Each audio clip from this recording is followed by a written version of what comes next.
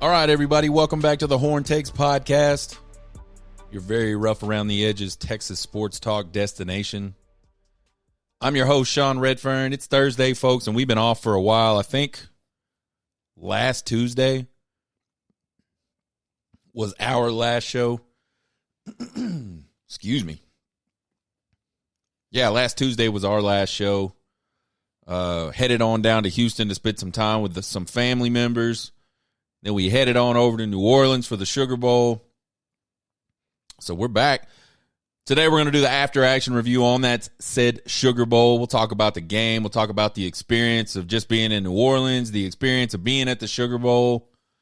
And then we'll talk about the officiating a little bit. And just a disclaimer, and I'll go over this again later. If y'all listen to this show, y'all know I just hate officials. I think they're terrible at their jobs. I think they intentionally don't call things that they should call, and I think they make up things that didn't actually happen. I'm not going to tell you why I think that. Like, I don't have like a conspiracy. I don't have like a reason why they do what they do, but I think all those things are true. Certainly. So we'll talk about that. The other thing is we always talk about the officiating every single game. And we're fair and balanced about it. We don't just focus on what happened to Texas during these games. If there's instances that we see where the other team got robbed of a penalty, we always talk about that as well. So just keep that in mind when I talk about officials. And the other thing is, I would say 99.9% of the time, I don't think the officials have a huge hand in the outcome of the game.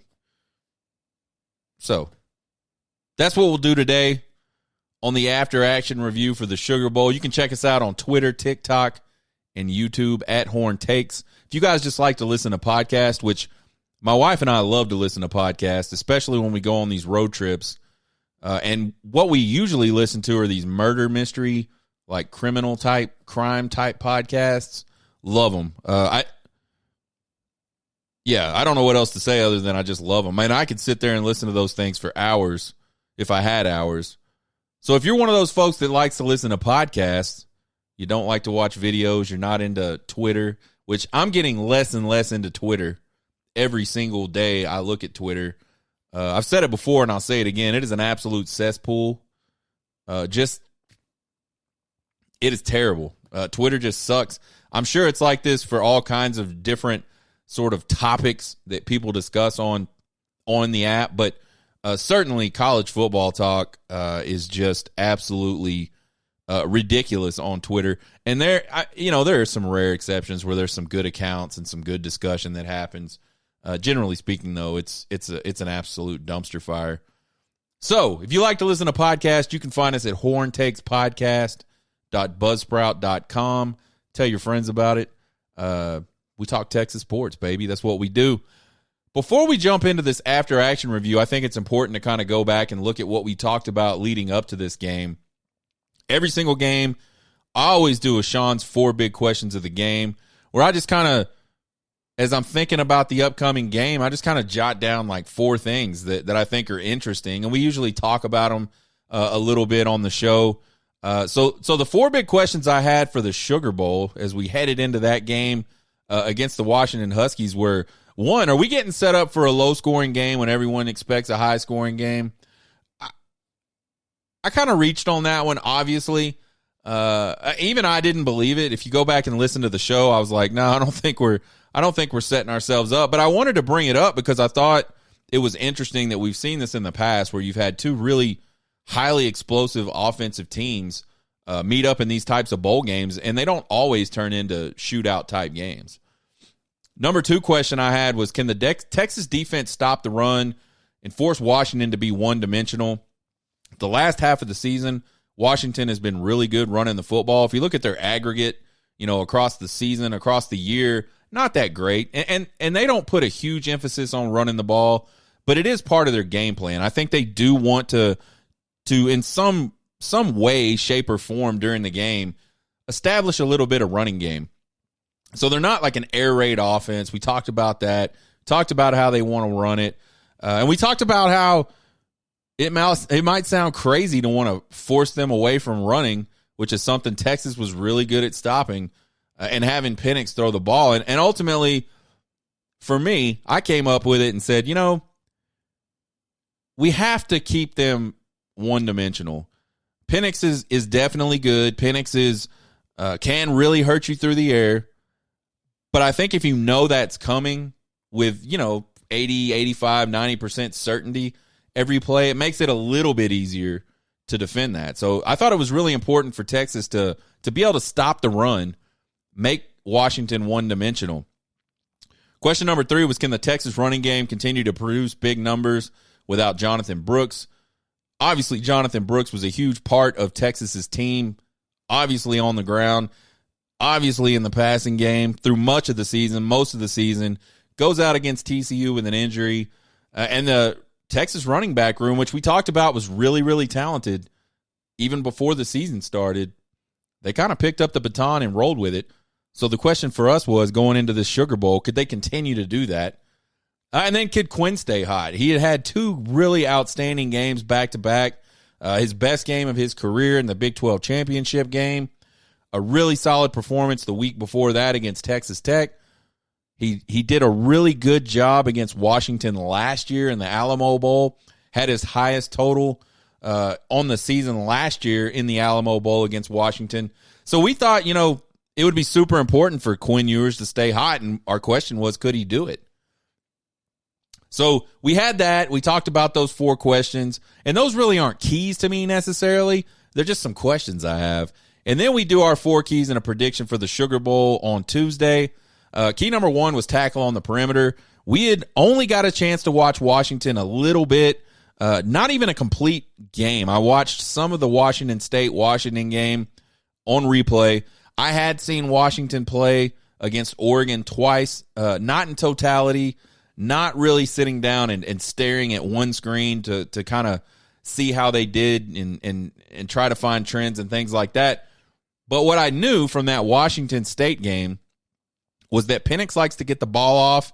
He likes to get it out in front of people, and you got to make tackles. If you want to slow them down, you got to make tackles. You almost have to lengthen the field for them, and don't let them get these big chunks, especially underneath, because all their wide receivers are really good at the catch and the run after the catch.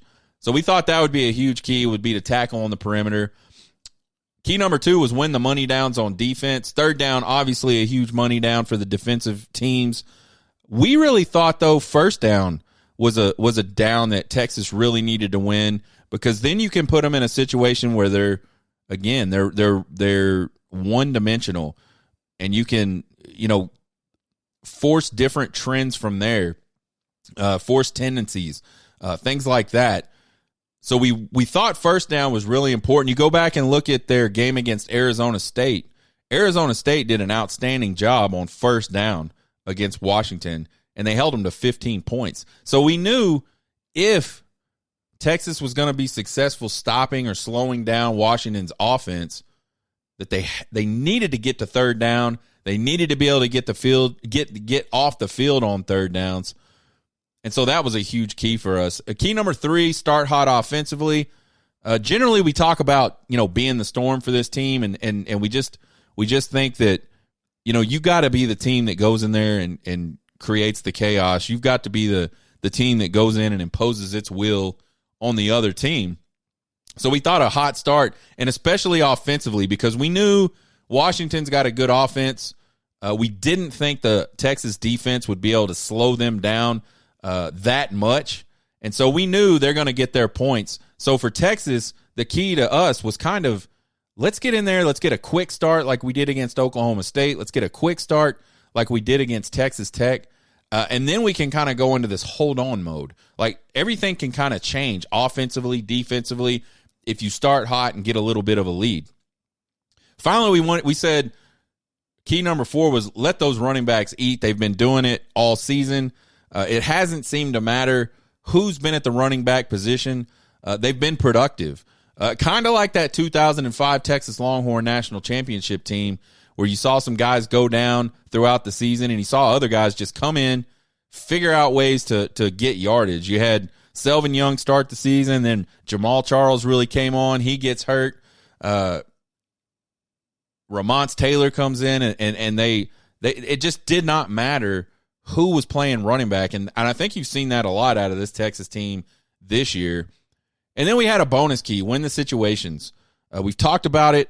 There was a stretch during the season, started with the Oklahoma game, where Texas was really bad during these key situations of the game. And for us, those key situations are the last drive of the first half, the first drive of the second half, and the last drive of the game. I even say, the first drive of the game is a key situation. To me, it's a good opportunity for either the offense or the defense to really assert themselves on the other team. In that Oklahoma game, Texas failed all 4 of those miserably. And that's what cost them the game ultimately. But then we saw that pattern for the next few weeks where they just weren't playing good situational football. So we thought that was a key headed into this game. And then we gave our prediction for this game. We started that prediction out by saying that Penix Jr. And the combo of McMillan and Odunze absolutely scare me to death. They gave me nightmares. That is a good group of skill guys. Penix Jr. can throw it. I mean, he's thrown for 4,500 yards, 2 straight seasons. Don't know that that's been done before. If it has, it's been done by very few folks. So he gets the ball out. Those guys are really good catching the ball, and they're really good after the catch. So I was really, impressed by them and really worried about that, especially with that matchup against our secondary as we headed into this game. But all that being said, the Horn Tex podcast score predictor had this one at 35-28 Texas. I said I didn't think it was going to be that big of a win. I had Texas 34-31 in this game. So I was close on the score, just wrong on who won it. So now we get into why. So now we've watched the game. What happened? What didn't work for Texas? What did work for Texas? And I think first of all, slow start. You go back to the 4 keys, start hot. The offense or the defense just had a slow start in this game. There was a procedure penalty on the very first offensive play of the game, put them behind the chains. There was a defensive offsides the very first defensive play of the game that put Washington ahead of the chains. So right off the bat, either unit just came out and put themselves in a hole. Quinn Ewers struggled early. He was 0 for 4 to start the game. Quinn Ewers was 11 of 19. And I may be off. I went through the stats this morning and kind of came up with some of this stuff. But he was 0 and 4 to start the game. 11 and 19 for 97 yards in the first half. Only 58% completions in the first half. And although the yardage went up a lot in the second half, the completion percentage did not. Offensively, I didn't think they ran the ball enough early in the game. 15 of the first 36 plays were designed passes. A lot of those turned into quarterback scrambles because the pass protection the pass protection was not bad in this game. They only gave up 2 sacks, but there was lots of pressure, and I think a lot of that pressure really affected Quinn Ewers. We talked about the penalties, getting behind the sticks, and so those penalties kind of put us behind, and then the play calling put us behind. Texas was absolutely ripping Washington on the ground, and I don't know why Steve Sarkisian decided that he wanted to throw the ball, but there was something going on in his game plan where throwing the ball was super important. We'll talk a little bit more about that later on. The penalties, we've talked about those multiple times already in this game. Lots of procedure penalties. You just can't do those things. The penalties that happen during the play, a lot of times are just hustle penalties. A lot of times they're a penalty to save ultimately maybe save a touchdown in the passing game, save your quarterback from getting rocked, offensively.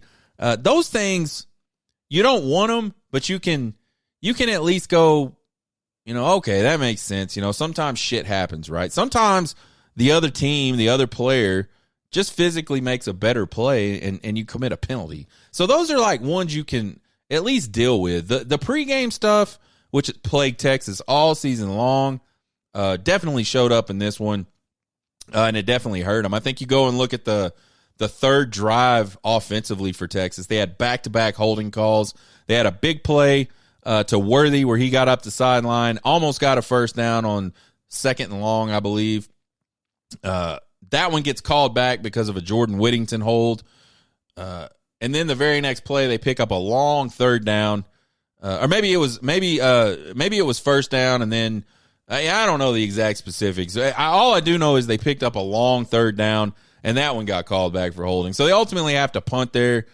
Basically picked up 2 first downs on long plays that got called back for holding in the single drive. And you're playing a team like Washington. You cannot afford to give up drives. You can't afford to turn the ball over. And I'm not talking about just turning it over where you put it on the carpet or throw it to the wrong guy.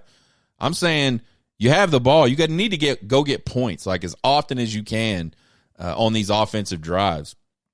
I think offensively they did end up winning the end of the first half, which was awesome. 10-play, 72-yard drive that took up 1 minute and 3 seconds that resulted in a game-tying touchdown there late in the second quarter. I believe it left, 13, 15, 17 seconds left on the clock. Washington just kneels the ball to go into halftime. Offensively, second half was rough. Only 10 points in the second half. They basically took the whole third quarter off. It started off with a fumble on the very first play of the third quarter, which was an 8-yard run by C.J. Baxter that he coughed up. Washington gets on it. Texas only possessed the ball twice in the third quarter, and they only had 34 yards of offense in that third quarter. Absolutely 0 points in that third quarter. So you can't take a whole quarter off. You cannot, absolutely all the momentum they had going into halftime, they just handed back to Washington. You could argue Washington took it. I don't think it necessarily matters. Point being, they didn't do shit offensively in the third quarter, and I think ultimately, that's what kind of did them in. Players that popped, Jaden Blue, man. I know he had the fumble, and it was poor timing on the fumble. But this guy was 9 for 59 on the ground with 1 touchdown. And something we haven't seen a lot of for Jaden Blue, just an absolute very physical run down on the goal line where he wasn't going to get in the end zone. He puts his head down and runs right over the top of a Washington defender to get in the end zone. So we saw a different side of Jaden Blue in the running game. We always knew he could take the ball and be shifty, get down the field in a hurry. What we didn't know is he's also can be physical, and he looked really good in this game in the running game. He had 4 catches for 45 yards, including a really, really nice over-the-shoulder catch late in the game that got Texas even further into Washington territory. And at that point, really started to make it a reality that Texas had an opportunity to win this game. Adonai Mitchell, for me, pretty quiet game overall. He only had 4 catches for 32 yards, but he did have a big touchdown late in the game. He's been in 5 playoff games, folks. He's got a touchdown in each one of those playoff games. I wouldn't swear that there's not a guy that's scored a touchdown in every single playoff game he's been in, but I bet you there's not many of them. And so he's just that type of guy that shows up in big moments for his team. Jordan Whittington, 4 for 70, including a really awesome 41-yard catch on 3rd and 10 on that last Texas drive that kind of, if Jaden Blue's catch really made it a reality, that Jordan Whittington catch was kind of the precursor to that, where you thought, you started thinking to yourself, oh my God, like they have a chance to go do this. Because they got the ball back with 45 seconds left, no timeouts. The first couple of plays were incomplete passes where it just looked like it was going to be one of those moments, kind of like the Alabama game 2 years ago, where Texas, technically had a chance, but they just weren't going to make any plays to actually bring that chance to reality. And so that huge catch by Jordan Whittington, and by the way, really nice throw by Quinn Ewers as well. It wasn't all Jordan Whittington. It was a great ball, great play on the ball by Jordan Whittington. That really sparked, sort of the belief in the stadium, I felt like. Quinn Ewers ends up going 24 of 43, 56% passing, which is about, it's close to 20% off of his season average and what he's been able to do. He did throw for 318 yards and a touchdown, but it certainly was not Quinn Ewers' best performance. We talked about it earlier. He just struggled really bad early on. He was just completely off. He missed, he missed some throws, and these aren't. I don't think these were just overly, tough throws. Something was not right with the timing. He missed Xavier Worthy in the end zone later in the game. So not Quinn's best effort. And I think if you asked him, he would say that. Texas was 4 of 11 on third down, just not good. And most of those, it would have been a miracle if they picked up, because a lot of those were third and really long. They were 5 of 6 in the red zone, which is something that Texas struggled with early in the season. It was red zone offense. But they did pretty well in this game. The lone failure, that final drive, they weren't able to punch it in. Defensively, I think it really started with a sort of an inconsistent pass rush. I think during the game, as I was watching the game, I was just sitting there thinking to myself, like, we are not getting any pressure on this guy at all. And after rewatching the replay, that really isn't the case. They got 20 pressures according to the FPI, the ESPN's or Football Pro, whatever the hell it is. I don't even know. It's just some grading service that grades out players, grades out units, things like that. So they did get 20 pressures, which I think was the most any team has gotten against Washington all season long. But they had 0 sacks. And I think it was a little inconsistent. I think the biggest problem, and they got hurt a couple of times, was this. They came on blitzes, and the blitzes just did not get home. And with that, you got guys on an island, and Penix delivered footballs, and wide receivers for Washington made catches. One thing I noticed, and I've noticed it all season, Texas's blitzing linebackers and blitzing defensive backs are just simply not aggressive enough at the point of attack. If they're going on a blitz and they see that there's a blocker in their way, like if they're not getting a free shot on the quarterback, they tend to stop their movement into the backfield and they try to dance around the offensive player. And what they really need to do is put their helmet right in his chest and push him back into the quarterback as much as they can. Get as much stuff going on around that quarterback as they can. And they just didn't do it. When they did get pressure, it was not enough bodies. Like it was a one guy that was getting some pressure. So Penix did an outstanding job in this game of being able to sidestep those things, get set back up, look downfield, find a guy, and deliver the football. Just some really, really amazing, accurate plays by Penix. If you saw my TikTok video directly after the game, or you saw, it's the same video I put up on Twitter as well. Got a lot of love on Twitter, a lot of interaction on Twitter. Man, all I had to say about Penix was he just puts it out there, and it's a dime every time. And that is exactly what it was. Just unreal accuracy in the passing game by Penix Jr. So the pressure was just kind of inconsistent, and the blitz packages did not get home at all. They were not able to get their hands on Penix. I don't know if they got a hand on him, maybe one the entire game, because again, they just weren't putting enough people in the backfield in front of him. So kudos to that offensive line. We talked about one of the matchups heading into this game was the Texas defensive line against the Washington offensive line. And I really thought that I knew Texas was going to win the running game. There's just nobody's been able to do that to them all season. And that turned out to be true. But I thought the Texas defensive line would be able to, put some legitimate and meaningful pressure on Penix Jr., and they just could not do it.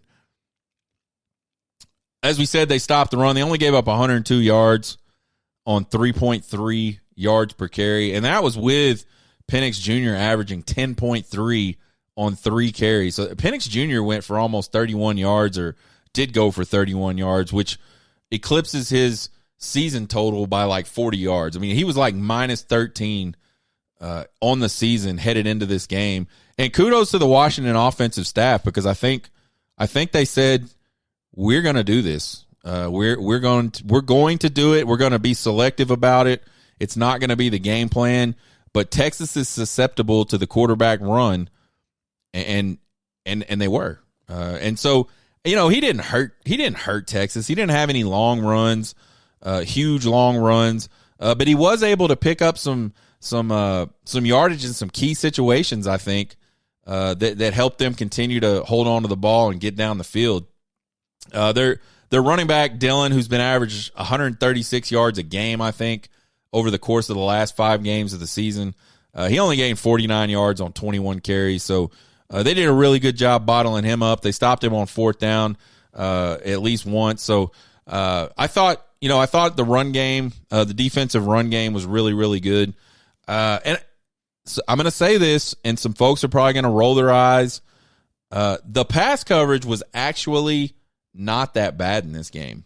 Most of the game, there were a couple of times where, for instance, on the very first drive of the game, they get behind Texas just enough. I mean, it wasn't terrible coverage. He didn't get beat like a redheaded stepchild. He was right there behind him, but too far away to make a play on a really accurate football, and that's what Penix delivered, was a really accurate football. Surprise, surprise.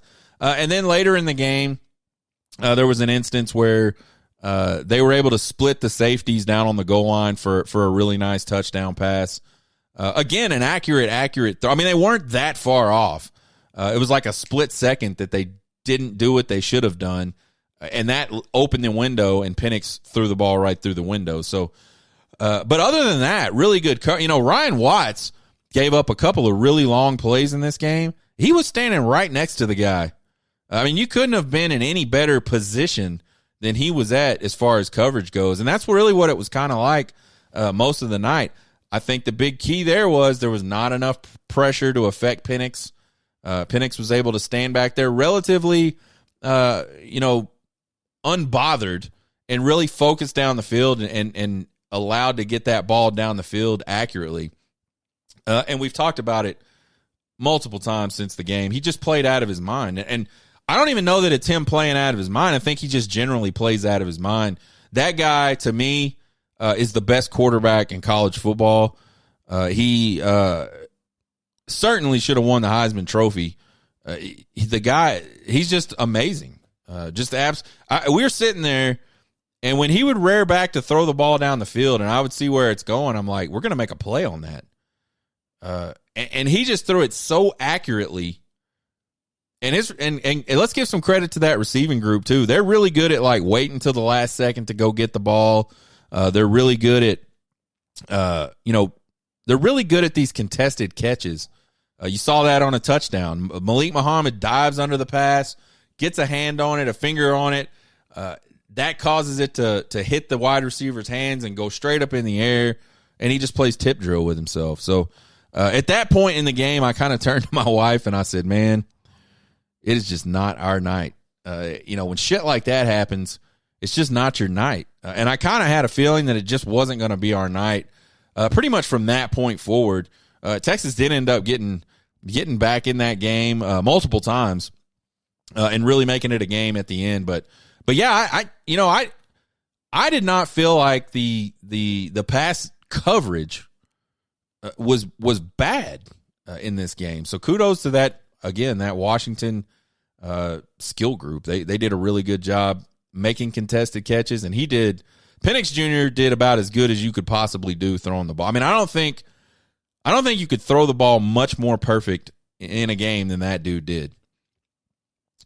The defense, we talk about these situations. They did not win the first drive of the second half. They gave up an 8-play, 70-yard drive for a touchdown right there to start the second half. which, kind of shitted all over the momentum they had got by being able to get down the field towards the end of the second half. Ideally, you'd want to win both sides of that. And if you can win both sides of that, you put yourself in a really good spot. Suppose they don't score that touchdown at the start of the third quarter. What's that make the score? You can tell, especially in a close game, winning the end of the first half, winning the beginning of the second half, very, very important. This defense was outstanding on third down. They just didn't force enough of them. They held Washington to 3 for 11 on third down. So they did a really good job when they got to third down. We just did not force enough third downs. The red zone defense was not good. That's one of the things that they have been good at all season long, and they just weren't. They were sick. Washington was 6 for 7 in the red zone. So they got in the red zone a lot, and then they were able to convert in the red zone. You look at it defensively, kind of a mixed bag. They weren't able to make plays when they were in really tight coverage, which was one of the things we said leading up to this game. We want them to play that tight coverage. They need to be able to play that tight coverage and force Penix to be perfect. And I think they did that for the most part. They did it enough. They just could not win those one-on-one battles with the receivers. They just could not make a play. I mean, you look at these slow-mo catches, and their hands are like an inch away. Like they're a tick behind getting in there and getting that ball out. And ultimately, and it was consistent. It wasn't like it was onesies and twosies, and they won some, they lost some. No, they lost them all. And so they did what they needed to do to be in position. They just couldn't make any plays once they were in position, which is honestly an improvement, for this Texas secondary. We've seen this Texas secondary for a long time, and this is going back years, just not be in the right position. We saw this Texas secondary earlier this year get beat on some big plays because they weren't anywhere close. They just didn't do what they were supposed to do. So kudos to those guys. They gave up 430. I think that was what Penix's final line was, 430-something yards passing. But really, all they can do is credit that guy because they were in good position. Final thoughts for this game. I thought there were 3 key moments in this game that really, had they gone the other way, you might have had a Texas win. And I think not all 3 of them had to happen. I think any one of these things changes. And I think Texas has an opportunity to win the football game, probably does win the football game. To me, the first one was 4th and 1 on Washington's final drive of the first half. Texas finally getting some momentum. They're getting some stops. They're able to move the ball offensively a little better. Quinn is starting to complete some passes. The running game just absolutely mauling through Washington. And then Washington, Texas forces this 4th and 1. And it's not even close to midfield. I think it was I feel like it was around the 30-yard line, and maybe it was a little further out. I don't know. Definitely on our end of the field, their end of the field. And so first Washington comes in, tries to draw them offside. So at that point, I'm thinking they're punting, which was good. That's what we needed. We needed the ball back. But Washington comes out and decides to roll the dice. And I don't know how much Washington rolls the dice generally. They did not do it a lot in this game, and I haven't seen them do it a lot. So I think they went for 4th down twice. One of them was way down deep in Texas territory. The other, obviously this one. So they roll the dice and they pick it up and they get a big 5-yard run. I think it was Dylan's second longest run of the game. And so they pick that up. They go on to score, make it 21-14. So to me, that was a huge one. You win that battle or you force that punt. You get the ball back. Maybe you go score, and then who knows what happens. Maybe you score again with a minute left, and you're just cruising at that point. But ultimately, they didn't make that 4th down stop. I think the second pivotal moment was the fumble on the first play of the third quarter. They're down 28-21. The defense just gave up a really long drive for a touchdown to open up that second quarter. Really needed that Texas offense to at least possess the ball for a while. and they just didn't. They fumbled it on the very first play. And again, an 8-yard run, a really nice starting play on first down, and they cough it up. Washington recovers. The defense ends up only forcing a field goal, so they held Washington to just a field goal attempt, but they went down by 10. And then from that point on in the third quarter, Texas only touched the ball the next drive. And so you look at it, you want to possess the ball, you want to be able to score points. You just can't give away possessions like that. And I'm not saying Texas would have gone and scored, but who knows what could happen if they just possess that ball for a little bit, keep Penix and that offense off the field. And then I think the third one, and this one was a really tough one, the first drive of the fourth quarter, the third quarter did not go Texas's way at all. They're in a big hole. They get down to the Washington 24 on a long pass play. Jaden Blue coughs it up. If they didn't gain another yard, it would have been a 41-yard field goal. I like Burt Auburn at a 41-yard field goal all day. I mean, I'd put $50,000 on Burt Auburn to kick a 41-yard field goal every single time, and I'd make a shit ton of money. So if they didn't gain another yard, the score's going to be 34-24 at that point. Would have ultimately been able to tie the game with a field goal at the end of that game versus having to score a touchdown, and that's huge. They could have forced overtime. Just if that play doesn't leave Jaden Blue's hands and go into the Washington players' hands. So those three moments to me, and I'm sure, you can always point to moments during a game and say, if this happened or this didn't happen.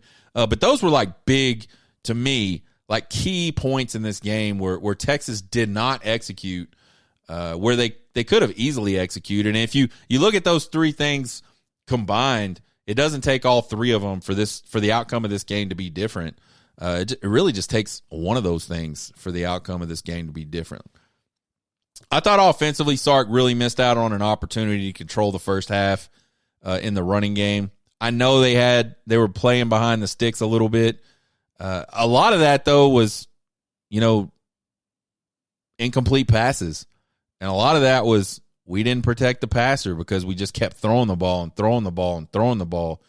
And this is all while, keep in mind, while Texas is just ripping off 5, 6, 7, 8-yard runs. I mean, there was, to me, and I'm old school, man. I played in an offense in high school where we ran the ball 99% of the time, and it didn't matter if it was 3rd and 40. Like, we were probably running the football.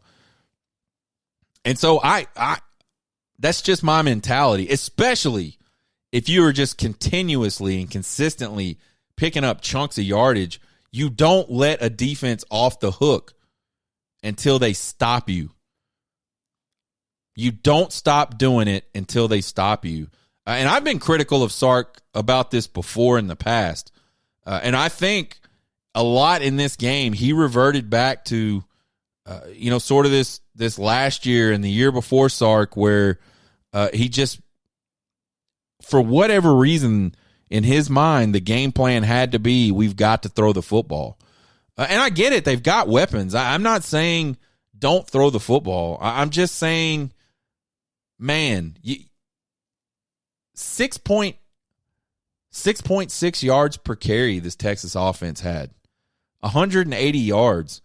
And that was with him completely and totally letting them off the hook. The Washington defense in the first half. I think Texas could have lined it up every single play in that first half and just ran the ball directly the fuck down Washington's throat. And who knows what the outcome of that is? Who knows what that does? I mean, I think Texas could have scored 35 points in the first half literally just running the football. That's how good the offensive line was performing. That's how good the running backs were performing. They just didn't do it. I think you combine that with the penalties and the slow Ewer start, and that's why we had to scrape and scratch just to tie the game there at the end of the second quarter. The quick passing game, which is something that we've seen a lot of, really all season, they just didn't do it in this game. Everything was drop back, try to get the ball down the field. Very few quick little passes in this game to the wide receivers. They did get the ball out to the running backs quite a bit, and maybe that's by design. Maybe that's just Washington does X, so we're going to do Y instead of trying to force something that's probably just not going to be successful. So I'm not being critical about that. I'm just saying they just didn't do it. And then I heard this, and I never heard this before. I heard the announcer say that Sark scripts 40 plays. 40 plays. The first 40 plays he calls outside of like weird situations are off of a 40-play script, and I just think that is absurd. And that's probably why we didn't run the ball. We didn't even get 40 plays. And if you go through and look, it's pretty balanced. But why be balanced when you're dominating one area and you're really, really struggling in another area? You don't win anything there, in my opinion. And I know I'm just a fat guy sitting on a chair talking about football, but that's my opinion from watching the game live, being at the game. I just kept wondering to myself, especially in that first half, why are we even passing right now? Defensively, again, wasn't as bad as it seemed through the air. I thought they did some things we talked about in the 4 keys. Tackling on the perimeter, I thought they did a really good job there. I thought the downfield coverage was really, really pretty good. They just didn't finish. They just couldn't win those individual matchups. And Penix was just absolute money, man. That guy, I don't know if that's the best he's ever played in his life. But that was just an amazing performance. And you can't, there'll be some Texas fans that can't be gracious enough to just admit that, and I'm not one of them. Again, go check out that Twitter reaction I put right after the game as we're walking out of the stadium. It's up on my TikTok as well. There's nothing to take away from that Washington team. You can't do it. They just played a hell of a game, and especially him. You look at this game, we always talk about turnovers, we talk about sacks, we talk about tackles for loss. Texas lost all 3 phases of that in this game. 2 turnovers to 1, 2 sacks to none, 5 tackles for loss for Washington, only 2 for Texas. So in a lot of areas that this Texas defense normally wins, and this Texas team normally wins, they just didn't do it in this game. All that said, the team never quit. There was one point where it was 34 to 21. And we were just like, this is done. We weren't leaving. We weren't going to give up either, and nobody did, by the way. I didn't see any Texas fans rolling out when it looked like this one's over, folks. They don't have a chance is what it looked like. But the team really, really responded. And I think, there's been a lot of talk this season about the culture that Steve Sarkisian has been able to build and just how this team just plays hard and they play for each other. And that, what happened in that game doesn't happen if you don't have those things. And so kudos to the staff, kudos to the players. They could have easily just laid down and just accepted that they, the probability wasn't good. And instead what they did is they just kept playing their asses off, and they damn near came back and won that game. So from a fan perspective, I'm super proud about that. I'm super happy with the direction of this program. Would it have been better to win that game and learn that lesson at the same time? Absolutely. But it is what it is. I really think that third quarter just ultimately was the difference in the game. I thought the final series of plays, once they got the ball inside the red zone, was just kind of disappointing. And I'm not even talking about like the play calling, because what a lot of people say is, the play calling. What they don't get, very rarely does a coach go, hey, we're going to throw it to A.D. Mitchell on a fade. That's the play. I don't care about anybody else. That's all we're doing. That's not what happens. What happens is, what coaches do is they draw up a series of routes, and based on the coverage and based on the quarterback's reads, that's where the ball goes. So this whole idea that, oh, Steve Sarkisian, why did he throw a pass play to the running back on the first play? He didn't. That's where Quinn Ewers decided to dump the ball because there wasn't anything open down the field. So Washington had a good coverage on for that specific set of routes that Steve Sarkisian called. So let's get that out of the way, first of all. He didn't call a dump off to fucking Jaden Blue. But what I did feel like is at that point in the game, you got to really force the ball into the end zone. And for Quinn, who's probably just trying not to make a mistake, and I totally get that, at some point you just have to gamble. And you got to force the ball into your guys and make it a catchable ball. That fade to A.D. Mitchell on I believe it was the second play, it just wasn't close. He didn't have a chance. He did not have a chance to go make a play. And that's your guy. I'm not sure if it's me. I don't figure out a way to get him isolated on one side of the field, everybody else on the other side of the field, and just throw that 4 times if I'm Texas. And just force it in there. And if it gets picked off, well, shit, man. Washington made another good play. They deserve it. But when you're afraid to get the ball anywhere close, you're not going to ever make a play.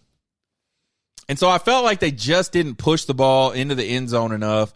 They just didn't give themselves a chance. They're it's like the old Darrell K. Royal thing. There's 2 things that can happen or 3 things that can happen on a pass play, and 2 of them are bad. They used to ask Darrell Royal why he didn't throw the ball more. They kind of adopted that mentality where, oh, God, we don't want to turn it over. Well, that's great. I mean, if it's the first quarter, yeah, you don't want to turn the ball over in the end zone. When you're down by 6 and there's 20 seconds left, it's probably okay to turn the ball over in the end zone.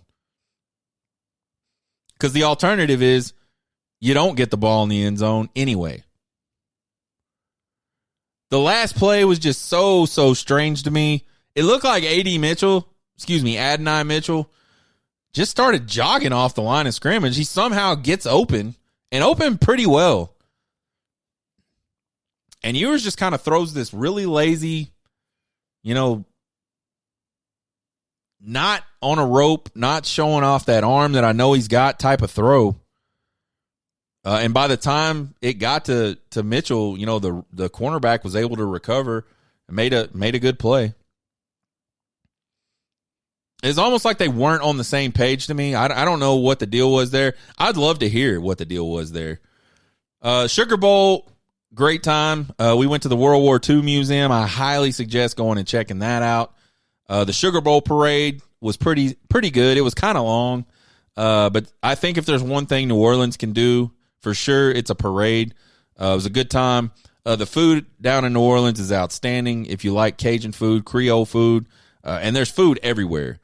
Bourbon Street, a little too much for me on New Year's Eve once it really got popping, but we did spend some time on Bourbon Street. Went to some of the bars there, had a good time. There's places to drink and eat everywhere. New Orleans is a really good I never felt unsafe. I heard a lot of people say, oh, watch this, watch that.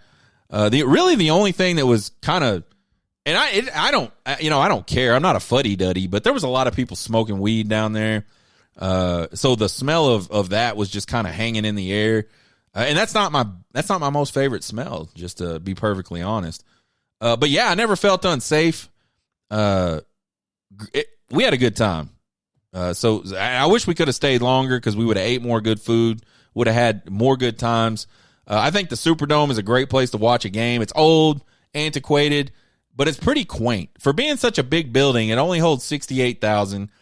We sat in section 626, I believe, and we had good views of the whole field. Like, I did not feel like I missed anything whatsoever at all. If you're sitting on the sidelines, man, there's nothing you're going to miss in that place. So we had a really good time there. The fans, I think the Washington fans were absolutely outnumbered, probably 3-1 by Texas fans, 2-1 by Texas fans. But they showed up and they were loud. That place was rocking when Washington was on defense. I only had one UW fan say anything stupid to me the entire time, so kudos to those folks. Really not a lot of interaction with them, but when there was, it It was cordial. I think the Texas fans showed up huge in this game. Lots of noise, lots of Texas everywhere in New Orleans leading up to the game.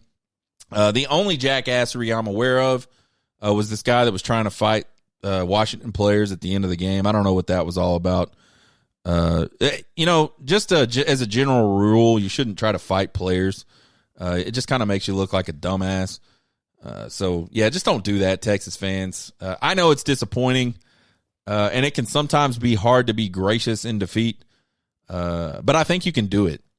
You just have to step back and go, man, it's just a game, and that's all it is.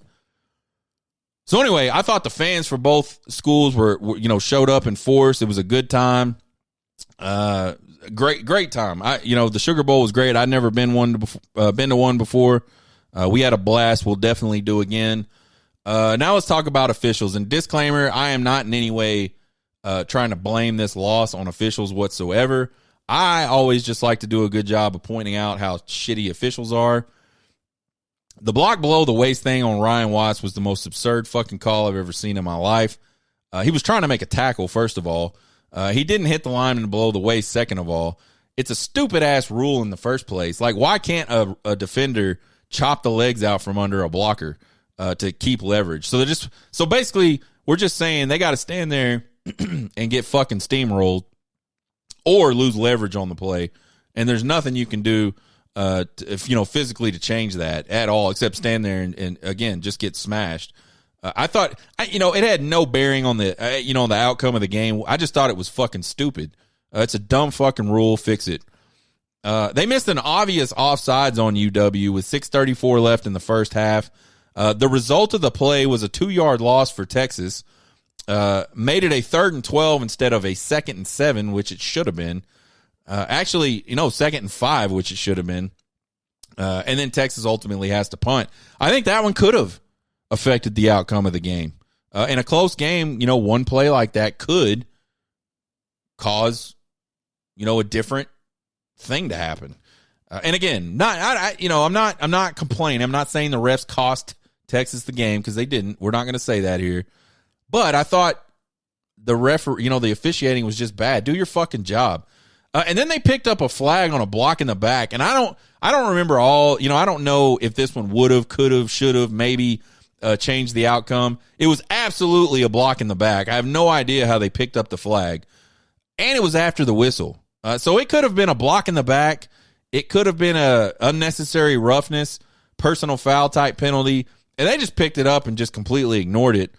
And to me, that's just like egregious. Just, you suck. So the officiating, not good. I'm sure there might have been some UW things that they have to gripe about. I don't remember seeing them in the replay. I don't remember seeing them live. So there you go. Referees and officials in college football still fucking suck. Quick draft news. Worthy declares for the draft. No surprise there. Alfred Collins is coming back. He's our guy. We want this guy to succeed. We want him to be the new Tavondre Sweat and the new Byron Murphy, and physically he's certainly capable of doing that. I think he made a jump this year. He kind of made a jump from just being there to finally starting to make some plays. So we'll see what he can do next year on the 40 acres. Join us tomorrow for the Trace Ultra Games recap. Those will be the bowls that matter. Let's see how we finish the year out. We'll have our national championship prediction tomorrow. Next week, we'll move to one show a week, and we'll kind of just start wrapping up this 2023 season. And I'll probably take maybe a little different direction in this podcast. We'll kind of have like some, I don't even know how to describe it. I'll think about that more. We'll talk about that tomorrow, maybe, certainly next week. Check out the podcast anywhere you listen to podcasts. You can find us on Twitter, TikTok, and YouTube at Horn Takes. Follow and subscribe. We appreciate the support. Email me at horntakespodcast@gmail.com with all your questions, comments, concerns, and criticisms. I love them all. You guys have a good Friday Eve and get hooked.